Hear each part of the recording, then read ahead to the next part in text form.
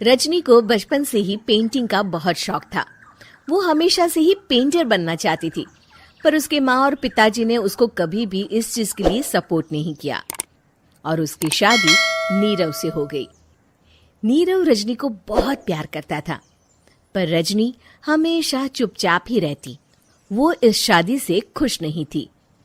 वो ये शादी नहीं करना चाहती थी। उसे तो हमेशा से पेंटर जो बनना था। अपने इस सपने को वो नहीं पूरा कर पाई, इसलिए वो हमेशा उदास रहती थी।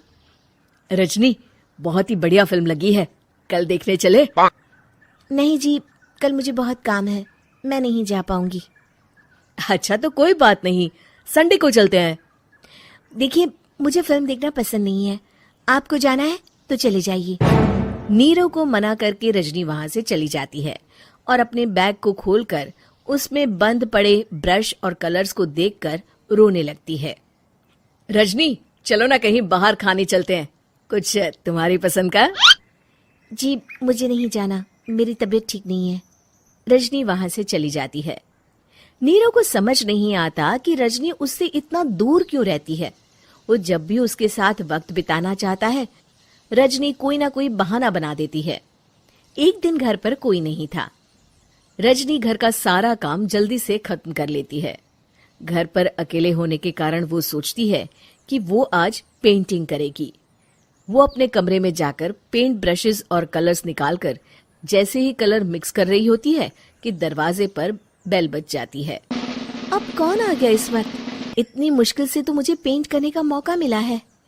रजनी दरवाजा खोलती है तो उसकी सास अपनी सहेलियों के साथ खड़ी होती है और सब घर के अंदर आ जाते हैं। अरे बहू, सबको शरबत बनाकर पिला दे, बाहर तो बड़ी गर्मी है। उफ। जी। रजनी पेंट ना कर पाने से उदास हो जाती है। उसे गुस्सा भी आ रहा होता है कि उसने इस शादी के लिए हाँ क्यों कह दी। वो रसोई में जा रही होती है कि उसकी सास उसे रोकती है। बहू, सबके खाने का भी इंतजाम कर लेना, आज का लंच तो ये सब यहीं करेगी। हाँ। रजनी बिना कुछ कहे रसोई में चली जाती है। सबके लिए खाना बनाती है। सब खाना खाते हैं और रजनी घड़ी देखती है कि ये सब कब जाएंगे ताकि वो अपनी पेंटिंग कर सके। जब शाम होती है तब सब चले जाते हैं अपने घर। अरे बहू, सब तेरे खाने की तो बहुत तारीफ कर रहे थे, सबको बहुत अच्छा लगा खाना। आपको मुझे सुबह बताना चाहिए था ना कि आपकी सहेलियां आ रही है। पता भी है कितना वक्त लगा सारा खाना बनाने में। अरे बहू, तू ऐसे कैसे बात कर रही है मुझसे? तो और कैसे बात करूं? मैं इस घर की कोई नौकरानी नहीं हूं कि इतना काम करूंगी। रजनी अपने कमरे में जाकर दरवाजा बंद कर लेती है। शाम को जब नीरव आता है तो उसकी माँ उसे पूरी घटना के बारे में बताती है। क्या रजनी ने आपसे इस तरह बात की माँ? हाँ, और पता नहीं उसे क्या हो गया है, शाम से बाहर भी नहीं आई है। मैंने तो कई बार आवाज दी, खाना भी नहीं खाया उसने।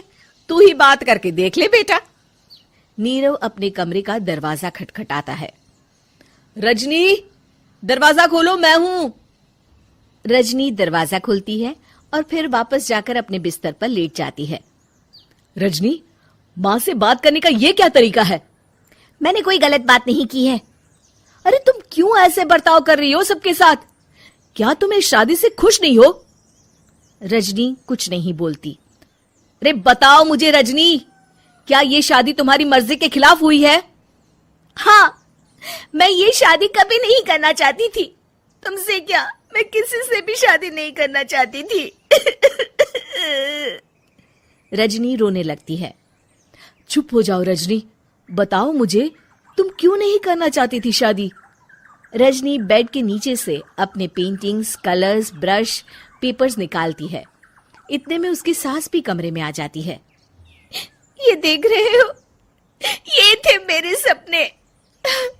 मैं पेंटर बनना चाहती थी, पर माँ पापा ने कभी सपोर्ट नहीं किया और मेरी शादी करवा दी। मेरे सारे सपने टूट गए। हर वक्त बस गुस्सा आता रहता है मुझे।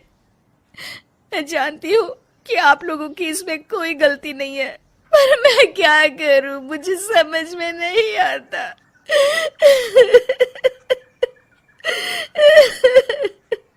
रजनी फूट फूट कर रोने लगती है।